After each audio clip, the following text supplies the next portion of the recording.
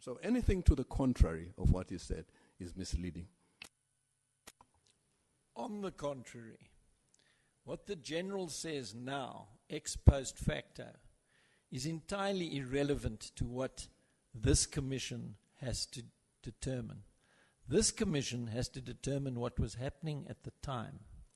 And at the time, what was happening was that the South African Air Force was saying, give us the cheaper Aeromacchi option because it suits our conditions better. Please don't burden us with these expensive and unnecessary Hawks. And that is well documented in the documentation in the JIT report and elsewhere.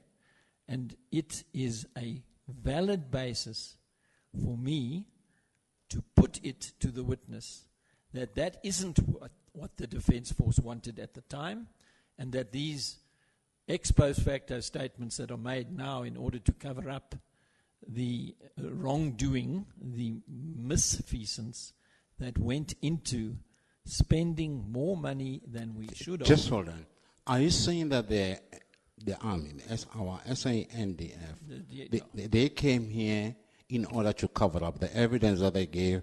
It was to cover up for misconduct of others. The kind of evidence that has just been quoted by Mr. Marani is a sugar-coated effort that doesn't even begin facts about the Hawks. It doesn't mention that half of the Hawks are still stuck in their boxes and never been Just hold opened. on. Advocate, you are acting for DoD. I'm not acting for DoD. Sorry, are you speaking to my colleague?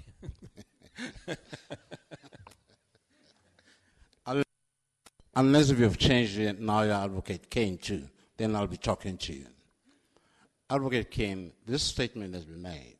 Your clients are Army, the Air Force, they were not telling us the truth.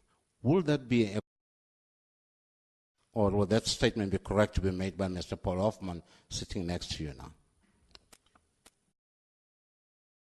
The opportunity, I was hoping to be given one at this point. There are a number of levels that I need to deal with this on. The factual propositions being put to the present witness, the former president, and I concur with my learned friend, Advocate Marani, that the evidence, the propositions being put, the evidence was overwhelmingly that the various items of equipment were assessed and that those that satisfied the technical requirements of the Air Force were put forward for further decision making, but that the Air Force itself did not express a preference within that choice of 4 aircraft that remain for selection. I'm sorry, there is a cell phone ringing this time.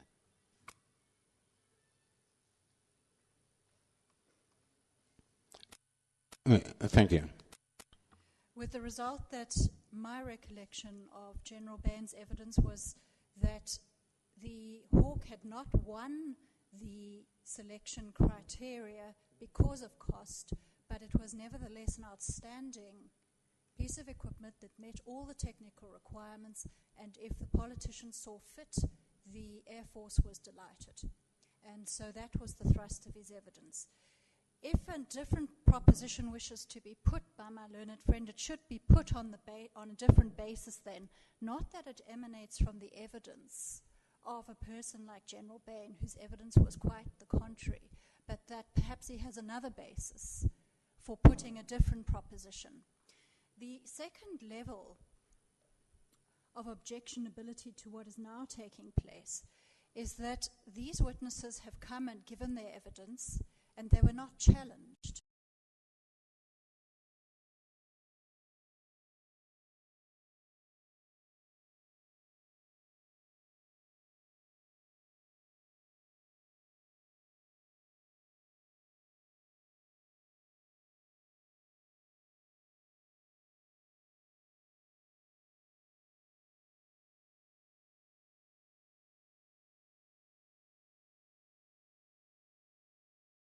Where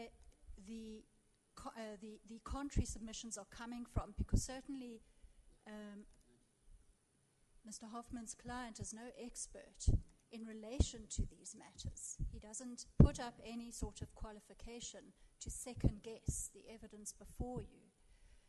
To the extent that it's been drawn from other documents that are not now being made available or are being quoted from, such as the JIT report, then you know where the source is, but then it must just be put on the basis that it's a quotation from the JIT report, not that it emanates from the personal knowledge of a person who actually knows the facts.